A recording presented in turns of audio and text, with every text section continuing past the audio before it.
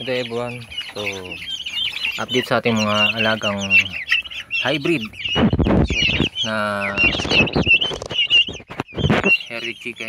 Yan, tapos syempre yung ating mga month old na kakaisang buwan lang nila, itong ating mga pabo. So ayan, update. So itong iniimin nila na yan, pampurga yan. Ito yun,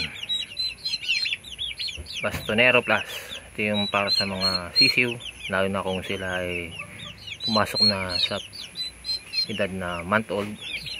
So sisiw ng pabo, sisiw ng gansa, sisiw ng itik, pato, manok, syempre ng pabo. So ayan yung ating ginagamit na pampurga, Bastonero Plus.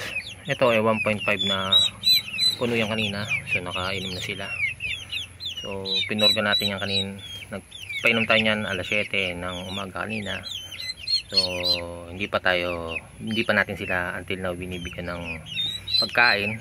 Yung pagkain na nila syempre mula day old to month old Integra 1000. Ngayon dahil nakaisang buwan na sila, mag-level up naman tayo ng pagkain. Integra 2000 ang ating pinapakain naman na sa kanila. So ito ang ginagawa natin pamamaraan sa pagpupurga ng ating mga alagang sisiw, tulad ng pabo at heritage chicken. Kahit nga ng ating sisiw noon na sisiw ng pato, ito rin yung ating ginagamit, Bastonero Plus. So ang gamit nito, ang isang galon isang galon busto sa isang galon, pero 4 liters ang isang galon. So ginawa natin, hati lang natin to kasi 1.5, hinati lang natin, tansyan lang, pero importante mapurga na natin sila. So ngayon Friday, tapos sunod na Friday uli purgahin pa natin sila. So ayan, so ang pagpupurga talaga ganito talaga, tiisan. Hindi mo natin sila papakainin para maubos to. Hanggat dito naubos, hindi natin sila papakainin. Pero baka hanggang hapon to, saka natin sila papakainin ng Integra 2000. So, ito yung update. Ito nga, yung cross ng native, laki-laki na rin. Walang kumuha ng ating mga hybrid na heritage chicken. Pero kita nyo naman, may cross ng Rhode Island Red dyan. Ayun o, kita nyo, nalakas mong lilisin nila. Natatakaw na. So pinagsama-sama ko na sila lahat dito. Yung ating pabo, limang pabong natira, nilagay na natin dito sa ating mga heritage chicks. Kasi yung ating mga pabo medyo humina sa ng 2 weeks. Humina yung pag tutuka-tuka nila ng kanilang pakain. So ayun, ngayon naging maganda yung pamamaraan ko, nalipat ko sila kasama yung mga sisiw. May kaagaw sila sa pagkain, kaya naging ganado din silang tumuka ng tumuka.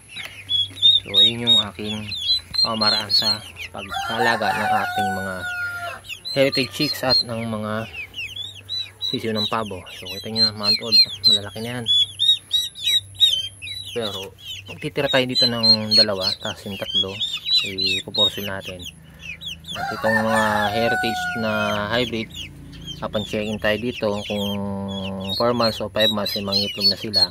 Basta yung mga babae ititira natin para sa ating egg production ng brown egg. Ayun yung ating gagawin ngayong 2025. Magpapadami tayo ng mga paitlogong manok para ating yung ibenta. At the same time meron tayong pangkonsumo sa ating sarili. Lalo ako umaga, may pang gusto ko itlog yung ulam, tapos syempre libre na ang itlog natin. So yun lang yung ating update sa ating mga alagang heritage at pabo. Hanggat dito naubos, hindi muna tayo magpapakain sa kanila, pero maubos to hanggang ngayon, hanggang tanghali 1 o'clock magpapakain na tayo ng Integra 2000. Kung di naman, wait tayo hanggang alas 5 ng hapon bago natin sila pakainin. So maganda kasi na pinupugo natin kasi minsan di maiwasan na nakakain sila ng mga peste na so nagkakaroon sila ng parasite, so mabulate. So kailangan mapatay para maging maganda yung kanilang paglaki at bumigat-bigat din sila. So ayan, ang ganda na ng ating mga pabo, talagang limitaw na rin yung kanilang mga pakpak. Ayan, yung ganyang pag-iingay nila, isa yan sa mga dahilan na sila ay gutom na, pero kailangan natin tiisin para mapurgo sila ng maayos. Diba? So yung pamamaraan ko sa pagtawag sa aking mga alaga. So ayun lang po, don't forget to like, share and subscribe.